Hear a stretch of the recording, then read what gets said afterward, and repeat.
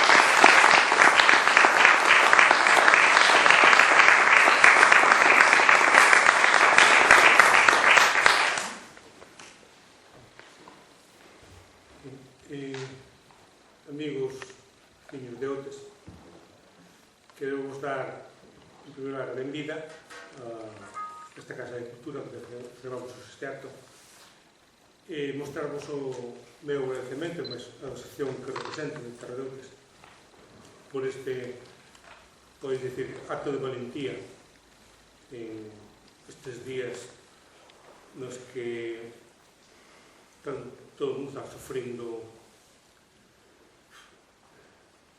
distanciamento social e o cese de moita actividade social. Por eso, participar en estes actos culturales representa unha mostra de valentía, un heroísmo que quero agradecer, porque sin el, sin este ánimo de resistencia, a cultura acabarase fundindo. Este epidemia vai para largo. Si todo cesa, a cultura tardará anos en recuperarse. O mesmo que sucedeu tras a caída do Imperio Romano. Viñeron anos de invasión, de destrucción, de ruína, de abandono das cidades e abandono das escolas, das universidades, da produción artística. 500 anos tardou Europa en recuperarse da caída do Imperio Romano. Entonces, creo que este esforzo que facemos poucos, persistindo sin perder a fe, vai nos valer moito no futuro. Por iso, o meu máis profundo agradecemento. En terceiro lugar, quero expresar a miña satisfacción, o meu placer en presentar a Manel, o libro de Manel e el, este acto, en canto que é un amigo de xuventude. Cando teníamos 14, 15, 16 anos, e os dous, xunto con unha gran pandilla de amigos, Moares, Afonso, Pedro Pistón, Johnny, Faneca, e un gran número de mulleres que en aqueles anos, os 70, avanzaban a modernidade, vindo aos bailes con nós, cantando a pleno pulmón pola Alameda de Noia a canción de Libre de Nino Bravo. Con Manel pasei días, meses, feliz. Os chavales de agora din, cando se xuntan, botarse unhas risas. Nos esmendrellábamos de risa. Con Manel, con Alfonso, con Faneca, e chavalas, Pili López. Pili López era capaz de beber, caíamos todos de lado e ela seguía de pé. Esas instancias felices da xuventude son inesquecibles, e por eso, para min, acompañaros aquí a Manel é un inmenso placer. Non me quero alargar máis, quero que os que saben de literatura que se explayen un pouco con a súa. Por a miña parte nada máis. Moitas gracias outra vez. A Concepción Ramón, que é secretario de Terra de Outes, pero tamén profesor e escritor, veciño de Manel, Ramón tamén é de Cambo. Pode dicir algo máis da súa poesía.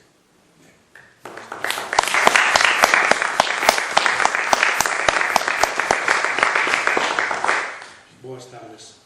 Eu, se me permitides, tamén vou empezar contando como conocín a Manel, que tamén tinha pensado falar disto, porque conocíno en Vigo, cando presentei a dar o meu libro de poesía Se Pedra na Brétema, hai, por lo tanto, 3 anos aproximadamente. Escollas atrás? Escollas atrás, sí? Non se oi. Falo máis alto, entón? Porque non sei se está en sentido... Está en falar? Sí? Así? Millor? Vamos, chego un poquinho máis. Pois conocín a Manel Monteudo en Vigo hai uns 3 anos, foi no Nadal, se non me equivoco, non, Manel? Sí, foi no Nadal. Foi no Nadal de 2017, debo ser. Estaba eu ali na librería, entón achegase a Manel e dime que me tiña que dar 2 abrazos, non? que se enviara 2 abrazos, porque deixe un pouco extrañado, non? Dixen un pouco 2 abrazos, non conocía de nada. E dime el, tiño que dar 2 abrazos porque eu son de Cando, dixo, non? Así. E dixen, bueno, pois eres de Cando, deixo che darme 2 abrazos. E dime, un é de parte miña, por conocerche, e outro é de noso amigo común, Nerucho, que é un rapaz de, bueno, un home de Cando, que é moi amigo meu, e María tamén conoce.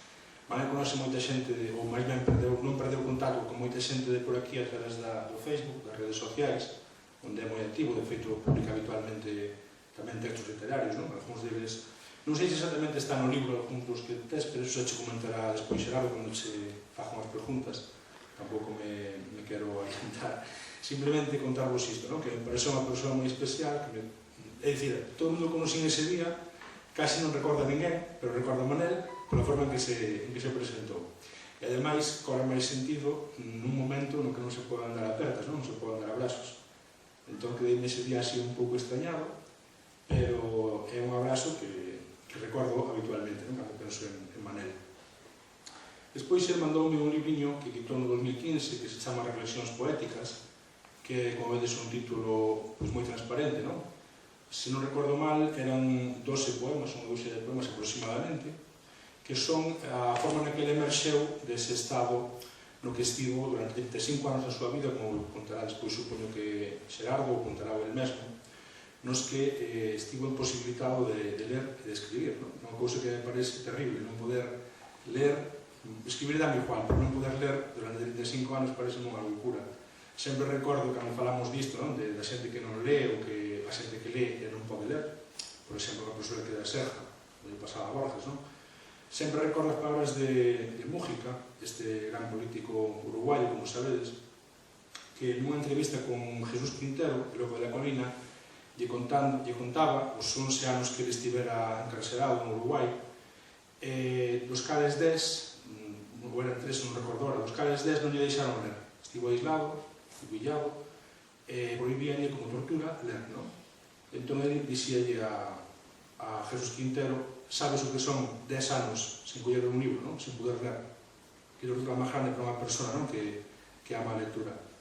E, bueno, como sabedes, pois Mújica incluso que chegou a tolerar, non? Transitoriamente. Manel, nunha situación similar, a raíz dun accidente, que supoño que fará despois, pois estivo eses 35 anos, desde xusto o ano no que eu nascí, no ano 79, ata o ano 2014, nese trance, non? No que a memoria era unha nebulosa, no que a inconsciencia tiña momentos de lucidez, iba e viña, non? Esa se contou tamén nunha entrevista para Terra de Outes, que lle fixo o propio Xoan Mariño, no noso número 50, no noso especial número 50 da revista Terra de Outes, o protagonista foi Manel nesa entrevista. Pois ele aí contaba un pouquinho a súa peripecia, non? E como un home do mundo do mar, que era a súa primeira paixón, acabou sendo un home da escritura, un home da escrita, das letras, que é a súa nova paixón. E eses 35 anos non foron en balde, porque Manel estivo guardando na súa memoria frágil moitas experiencias, moito afecto familiar, a moitos familiares, non? Cando leades os libros, se non lestes, veredes que hai moitos poemas dedicados á familia, como tamén eran os primeiros poemas que publicou coa axuda da súa filla, que o animou, máis ben regalou como a saio tamén de Nadal, precisamente, non? A autoeditar ese libro, que realmente foi unha cousa da súa filla, polo que contaba. Este novo libro, pois tamén tivo unha sorte, pois unha serie de avatares antes de ser publicado. E finalmente, pois chegou a publicación, vedes que é un libro voluminoso, son moitos poemas, tal vez uns 300, non, Manel? 400. Pois é un libro, como vedes, voluminoso, non?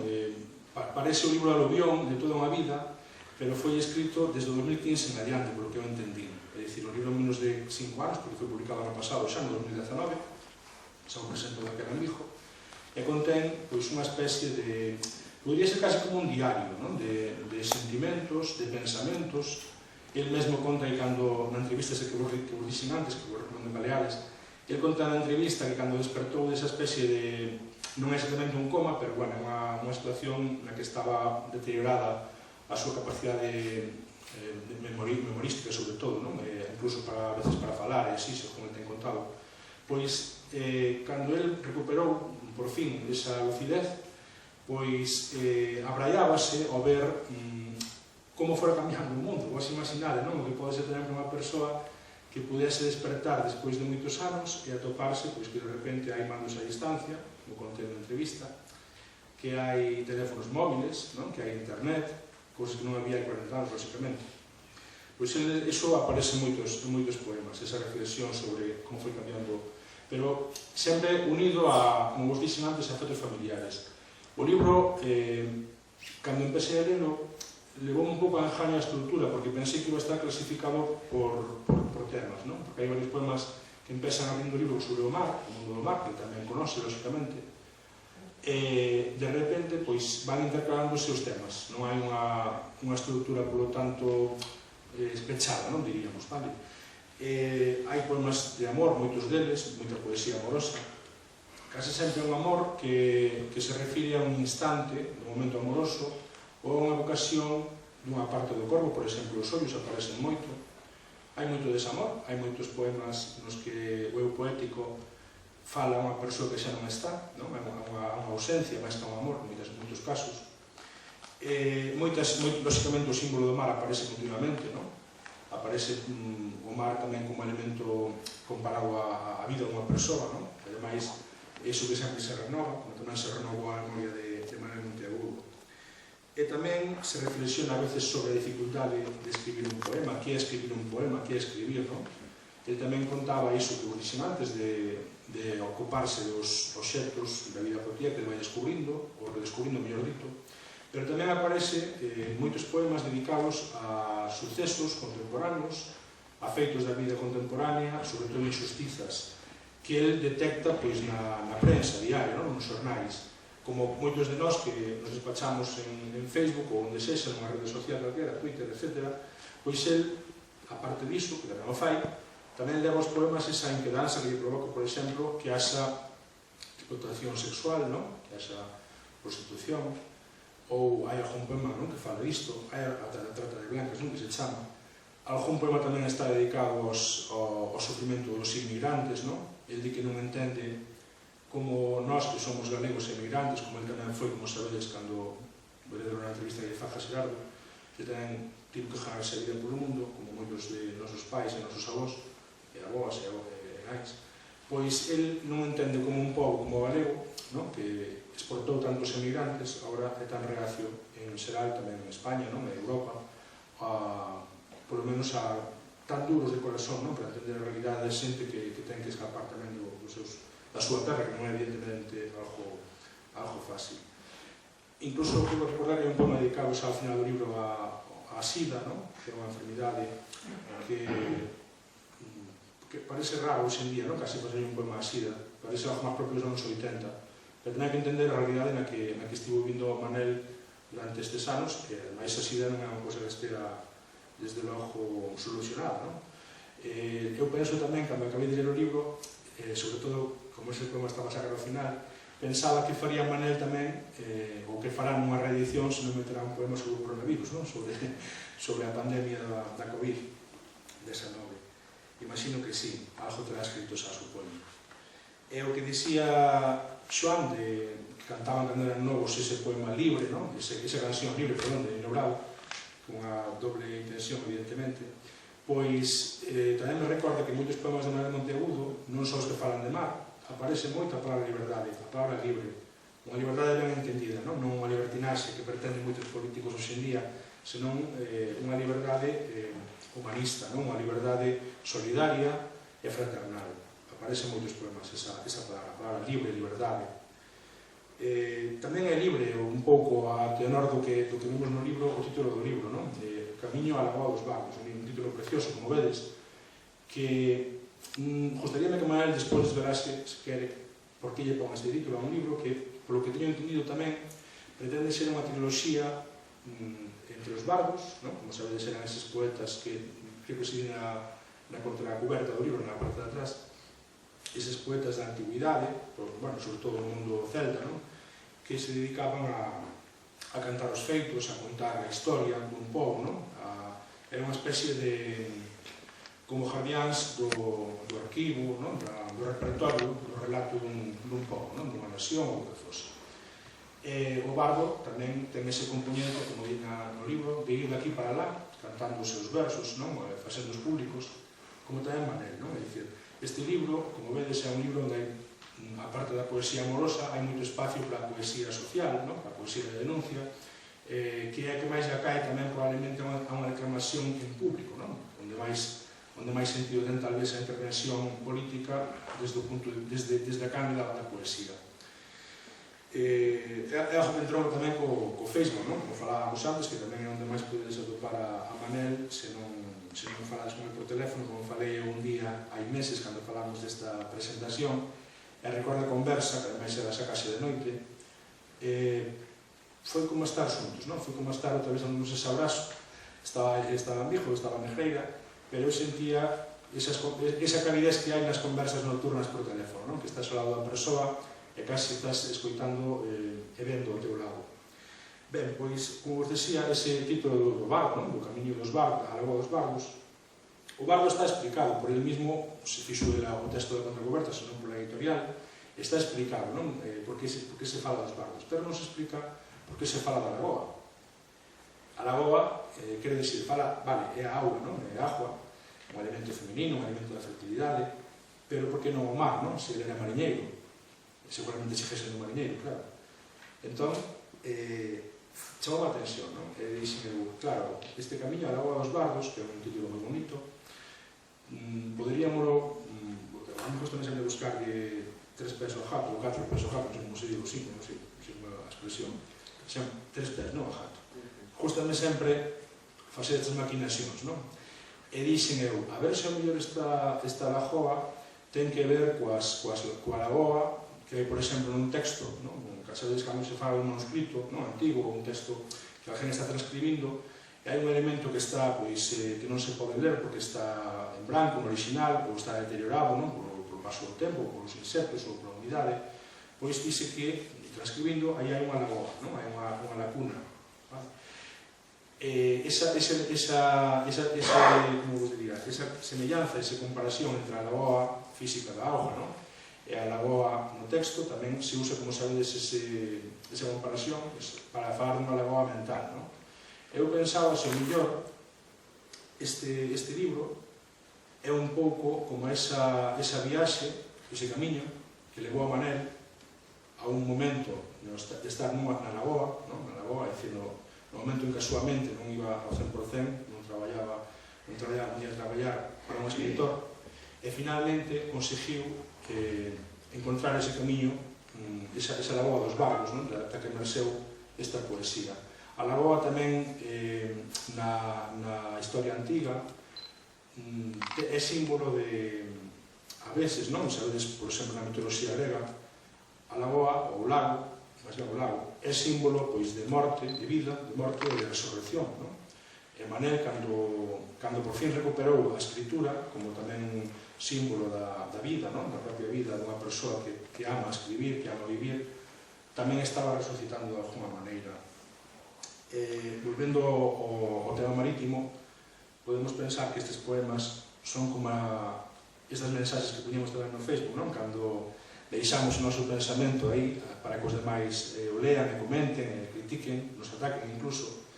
Pois Manel deixou estes poemas na súa cabeza durante todos estes anos, ata que chegaron a este libro como esa botella que o mar nos devolve cunha mensaxe escrita hai moito tempo, nunha persoa que non conocemos. Pois imos conocer a Manel coa entrevista que lle fará Xavier Rafoso. Moitas gracias.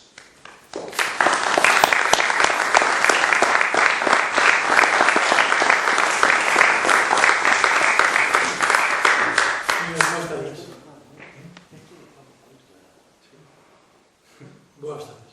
Cando presentamos o libro en Noia, estaba mirando aquí, foi o 28 de febreiro do ano deste ano. Para ti este 28 de febreiro comentaches aquel día que non era un día calquera. Non foi un día porque se daba a circunstancia de que era o 41 aniversario de cando tive do 3 de occidente. No principio, cando ti eras un neno de Cando, unha familia humilde, moi humilde, pero que logo pronto xa fostes marchar a vivir a Ouro, non? Si, tiña 2 anos e medio cando foi. Fizeches estudios ali básicos, primarios, Sí. e traballastes desde moi novo. A 14 anos fun por má. Onde traballabas? Fun por sur de África. Con o micrófono. Un barco que chamaban Yello. Temos que tratamos máis. Deixe un pouco ese, tal, e o outro xegar, porque non vai o ben comigo. Vale. Claro, sí. Eso. Arriba. Así o máis mellor. Traballastes desde moi... Moi novo, fun aos 14 anos, me fun por sur de África. Embarcado dun barco de pesqueiro congelador, chamábase Yello, e ali botei 9 meses. E logo de aí... E de aí pasei a Mercante Española. A Mercante Española. Hasta os 17 anos. Bueno, non sempre estuve no barco, estuve nun pequeniño primeiro, e despois estuve nun que se chamaba un Formentor, e aos 17 anos marchei para Palma. Entón ali embarcaches en... me contaras en Hamburgo. Embarquei en Hamburgo despois de estar 6 días no Stella Maris de Hamburgo, agardando a embarcar. Entón foches en dirección ao Golfo Pérsico. Eso foi moito máis tarde. Fostes a Mili antes tamén. Fun a Mili, que durante o período da Mili foi cando me chegou o título de oficial electricista. E cando embarquei nese barco, despois tive un accidente, embarquei xa de oficial. De oficial electricista. Entón tivestes o accidente en Basora. En Basora, en Irak. Iso coincidía un poquinho antes de entrar no poder do dictador, non? Sí que o dictador, o Luquilín, que eu me lembro deso, foi en agosto. O Saddam Hussein foi en agosto. Eu tive un accidente o 28 de febrero, o mesmo día que cumpría 22 anos. O mesmo día que cumpría 22 anos tive un accidente, a 5:30 da mañá. Tiñas ali, incluso no barco, un amigo de Noia. Sí, un gran amigo, que hoxe non está con nós, Masio Olaviaga, que faleceu os 6 anos. E alguna vez falaches do accidente con ele? Ves a oportunidade? Falei agora, Sí, contoume moitas cousas. De feito, moitas cousas das que sei as por ele. Moitas cousas. Que me contou moitas cousas que eu non sabía. Non é que non supera, é que eu non me lembro desas cousas. E te veches de Basora mandarche a irse directamente ou ves? De Basora, unha temporada. de Basora estuve hace 4 meses, estuve moito tempo en coma, e despois, cando vim para aquí, quen fixo os trámites foi o consulado americano, porque España non tiña consulado en Basora, nin España, nin Alemania. Tiñanos, sí, de feito en Bagdad había embaixada tanto española como alemana, pero en Basora non había. En cambio, sí había americana. E se logo a circunstancia que a min fixose cargo de min os americanos por causa de que nós fomos o fretados, contratados, por decirlo así, no meio do sitio para que a xente o entenda, fretados por unha compañía americana. O barco foi fretado por unha compañía americana, a pesar de que levábamos material para o exército de iraquí. E dali de Basora, digamos, repatriar hecho para Galicia. De Basora, sí, o sea, unha barra, pero eu non me lembro de eso. Mandando para acá. Tiñas moza, que está... Daquela tiña mozo. Tiña a mesma da outra, non? É a miña muller, sí. É a miña muller. Que é a que me contou moitas cousas. É a que me aguantou tanto tempo da vida. Aparece nos poemas. Sí, aparece nos poemas. Unha vez que pouco a pouco vas expertando e o primeiro que escribes son esas, como decía Ramón, estas reflexións poéticas, non? Sí. Unha filla túa foi o compilando. É que o da miña filla foi unha cousa moi curiosa. Resulta que eu escribí eses poemas e deixei-nos do computador, do ordenador, deixei-nos ali. No ano 2015, a miña filla, do Naval de 2015, a miña filla fixo un agasallo de Nadal, un agasallo moi bonito. Entregoume un libro, ou sea, eses poemas, autoeditado, por ela, ese foi o gastario que me fixo. Autoeditou, se sacou do ordenador, e autoeditou. En ese período, tivestes que aprender dixistesme a escribir, ben, non escribir. Tuve que aprender a escribir, tuve que aprender moitas cousas, meu amigo. Porque ti falabas alemán. Daquela falaba alemán, Ahora- pero eu non falo nada. Algunas palabras illadas, pero agora, Sí, sí, sí. que escoito agora, pero non me lembro de nada. Volver a adaptarte a... Sí, a nova vida. E que é o que máis che custou de toda esa adaptación desde o punto de vista, digamos... Ui, hubo moitas. Sí. Moitas cousas, eu quedei arrollado con moitísimas cousas. Pero que é o que máis che custou? Leer, escribir...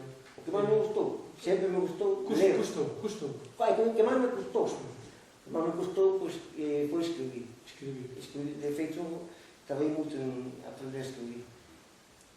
Traballei moito para aprender a escribir. Porque ti cando marchastes para lá, igual que todos os ganos, non, pero Ramón non, pero nós tres sí, éramos castelán falante, castelán escribientes, digamos, Sí, decir, o galego sí, non. o galego non. Entón, ti tivestes É que... que daquela non nos deixaban escribir Pero galego. ti tivestes que facer esa adaptación, pero moi tarde. Moi tarde, sí.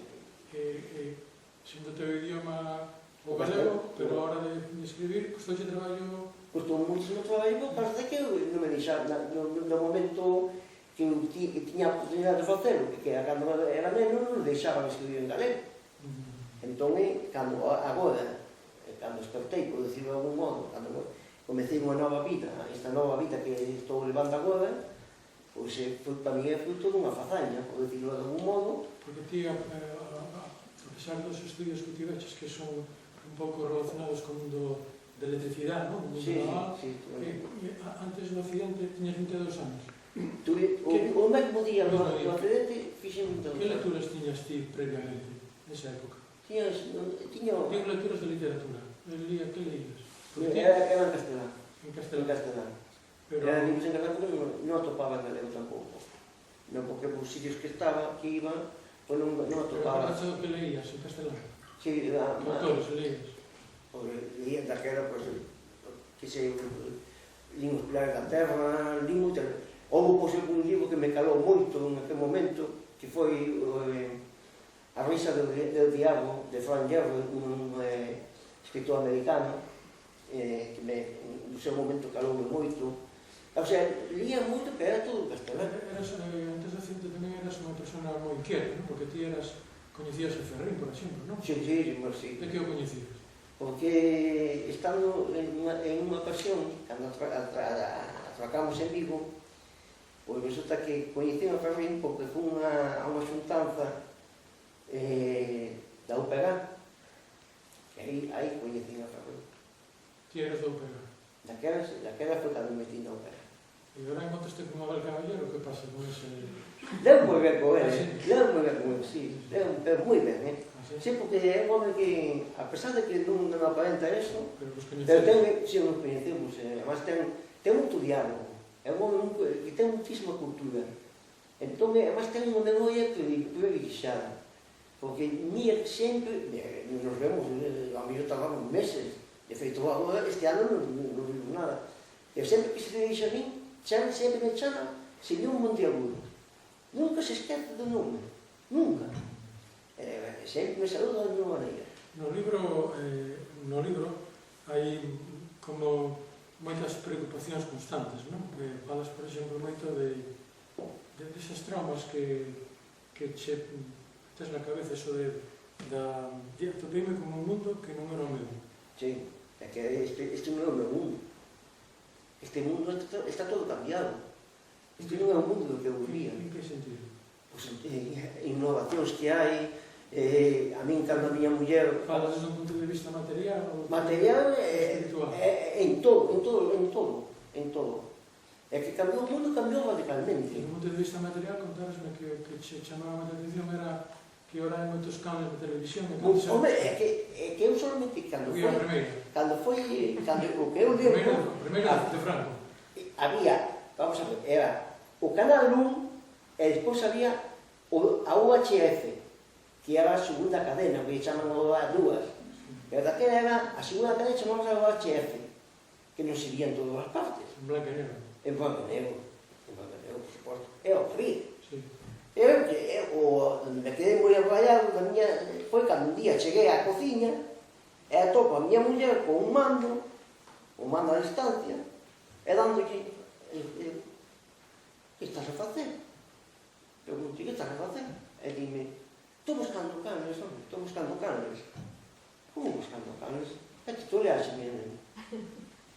E di, sí, home, sí, é que temos 200 canes. Como 200 canes? Tú leaxe de verdade. Entón, explicoume que en todo este tempo meteu na casa a fibra óptica, e cando me mencionou a fibra óptica, eu coñecía o que era a fibra óptica. Por qué? Porque nos barcos xa se utilizaba a fibra óptica. Entón, dixen, a fibra óptica. Eu non tiña, por suposto, non tiña ni idea que se utilizaba para meter a la casa, para o teléfono, para a televisión, para todas esas cousas, non? Pero sí coñecía o que era a fibra óptica. Falas moito do maltrato que ves agora que... Sí, o maltrato físico, sí. É máis o maltrato que hai sobre a muller. O maltrato que hai sobre a muller. Sobre a muller, que isto é algo como se fora uma moda.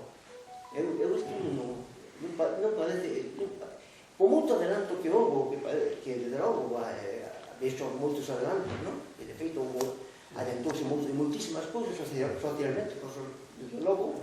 Pero, en cambio, recuamos de algún xeito se recuou para atrás en outros, por causa de que pouco non se respeta a muller.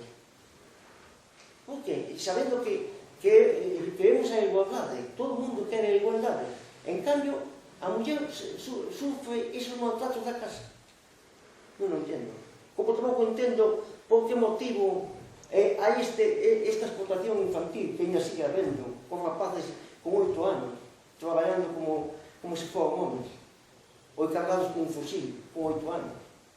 Eu iso non entendo. Non logo na miña cabeza non entra iso. Fuches emigrante. Sí, emigrante. Toda a miña vida. Que experiencia tes deses anos como emigrante? Vamos a ver. Teño que ver en dúas partes. Eso. Ao principio moi mal, porque fun por Sur de África, pasei moi mal no Sur de África. Pero moi mal. Por que viches ou por que sofriches? Porque sofrí eu. Porque sofrí moito maltrato por parte dos... De feito, eu penso que menos o capitán, eu creo que me cachearon, todos me deron un seu cacheta... Porque era o neno. Eu era o neno do barco.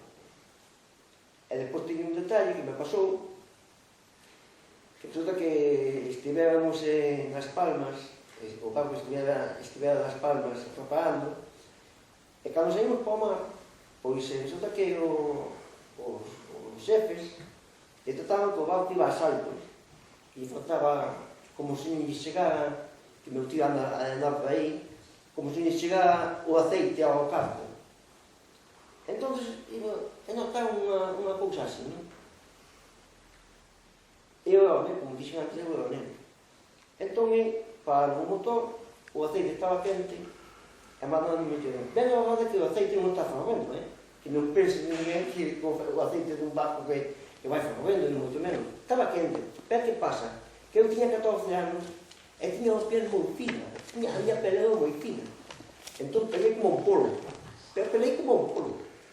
Por causa de que me mandaron meterme dentro do cárter e que meteu a man no tubo de alimentación para ver se atopaba algo. E efectivamente que atopei unhas cías, que parecía un rabo de cabalo.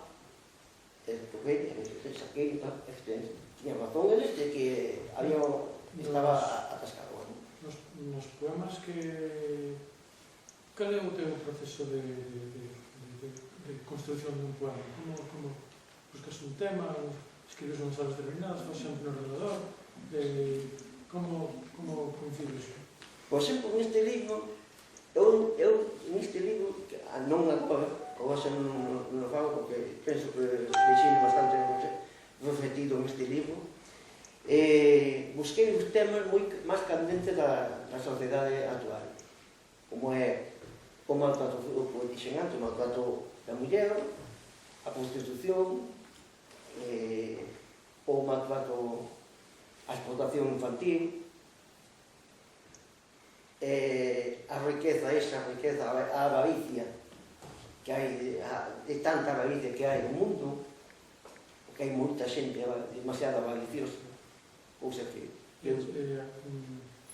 Sendo, digamos, o primer libro, como se puxeron en contacto contigo? Porque ti creo que a través da radio... Sí, eso foi, porque resulta que eu mandaba poemas, enviei durante moito, bueno, moito tempo, casi 2 anos, poemas a Barcelona, a unha muller que chama Milagro Rubio de Barcelona, que me pediu, puxose en contacto comigo, un día, o que quería era, transmite un programa, o sea, leva un programa que transmite para Sudamérica. Entón, quería facer poemas en outra lingua que non fora castelano. Entón, pideu poemas meus, que eu só escribo en galego. E así fixe. Comecei a enviarlle poemas, e ela foi a que me abriu o camiño. Pero que pasou? Que así como ela abriu o camiño, outra xente, que foi esta xente, tamén se fixa, entrevistáronme 4 veces desde Barcelona, desde a radio Samuel de Barcelona, 4 veces. E despois, os de Biblia puxemos en contacto comigo, porque eles tamén querían unha cousa innovadora. E daí saiu este libro. Pero agora, no confinamento, segundo comentaches, has metido outra vez na narrativa. Non, a narrativa solamente agogo para poñerlo, poño todo o fin de semana, poño un texto, un relato, todo o fin de semana, publico un relato no Facebook. Pero aparte de eso, creo que a editorial se pideu contar unha especie de memorias da túa... Sí, eso vou facer. Non, xa comecei, sí. He feito 120 páginas, creo que son. Vou contar memorias do que me pasou na miña vida e máis do que me pasou en Irán. Pero tens que facer moitas entrevistas, supoño, non? Teño moita sorte de ter unha muller como teño. Porque a miña muller foi anotando as cousas que... Además, ela é a que me informa de moitas cousas. Eu tuve moitísima sorte da muller que me tocou. Ben, podes pedir a Mara que leas un poema aquí? Sí. Que se titula o poema A miña dona. Que simple xa.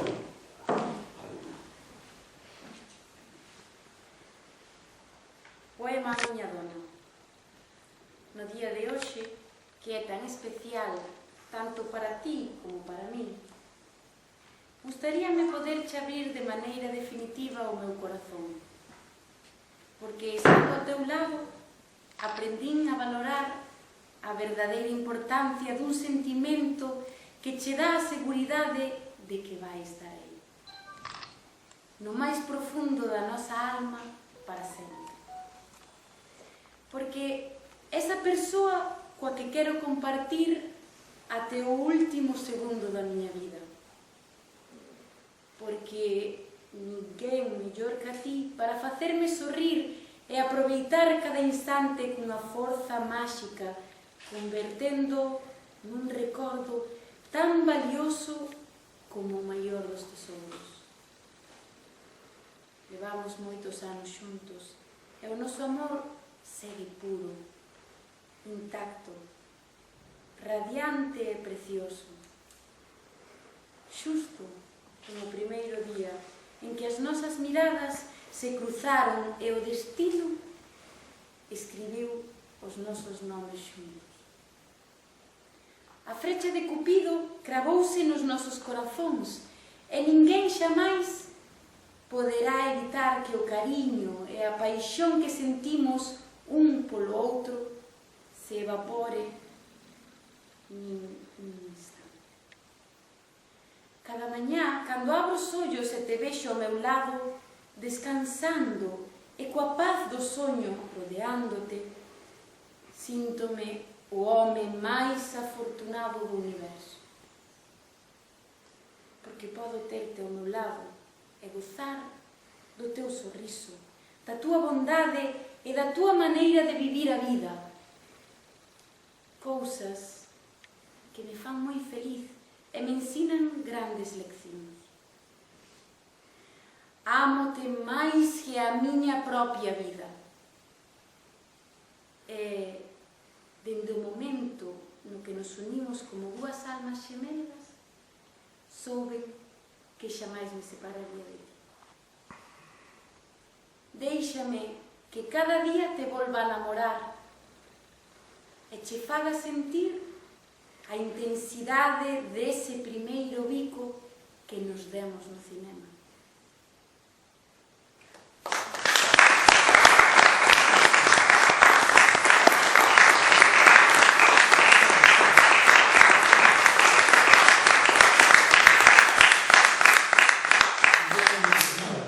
Queres ti rematar? Eu xa non digo nada. Non digo nada que decir, supoño que a xente, se algo te quería preguntar, que pregunte, penso que eu xa abordei todos os temas candentes na sociedade, que esa é a miña pretensión. Vime un pouco desfasado con moitas cousas, entón, en esas cousas que me vin desfasado, pois intentei contalas, narralas poéticamente, sí, pero decilas. Decir, isto, para mí, este lugar. Como era o que dixen antes, o tráfico das mulleres, a emigración, e todo iso que o dos nenos, que a explotación infantil é unha aberración, como é das mulleres, desde logo, todo. Entón, intentei no plasmar do libro. Poéticamente falamos, sí, pero queda aí, para fechar. Moi ben, claro.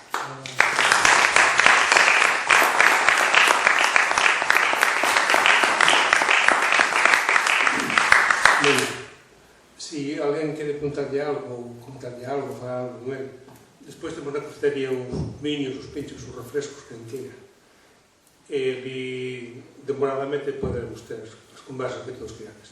Agora vai pechar o acto esta extraordinaria cantante Esperanza Amara, que é un privilexio contar con ela. Desde logo, non é usual nos nosos actos contar con unha cantante deste nivel. E nada máis, moi agradecemento de parte de Carrera de Solteira de parte de todos.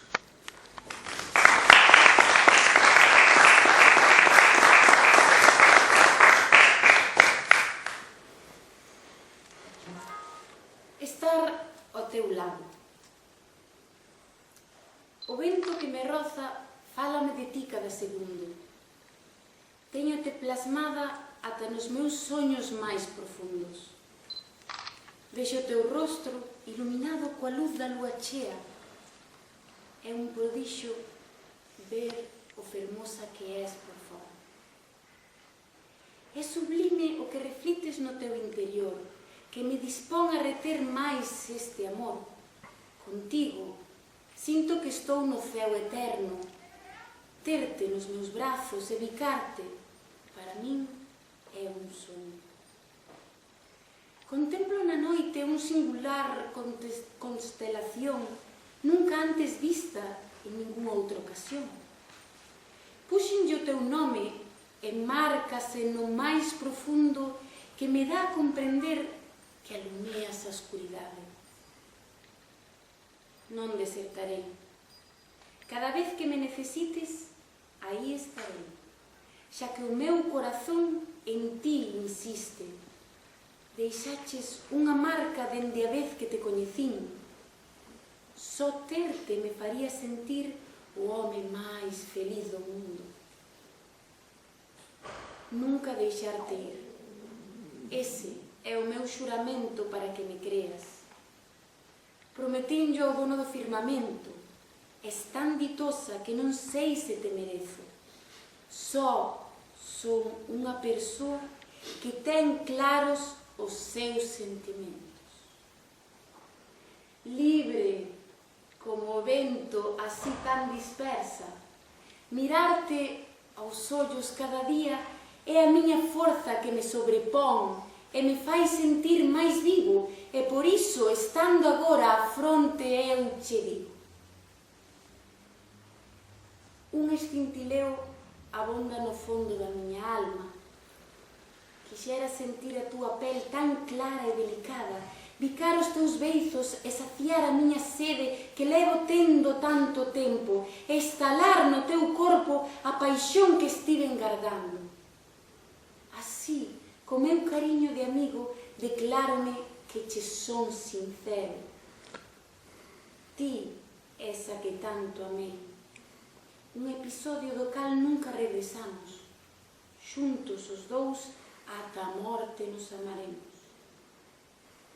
Non me sometas a estar por sempre triste.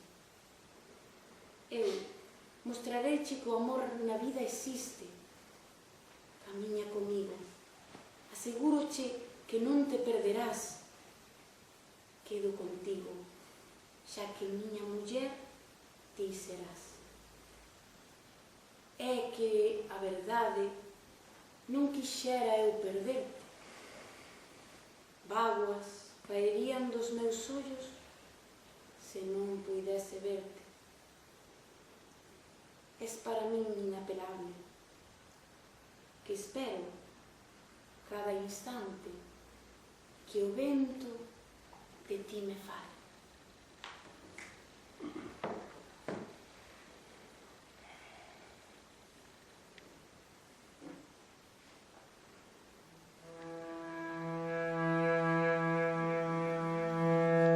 Están as nubes chorando por un amor que morreu.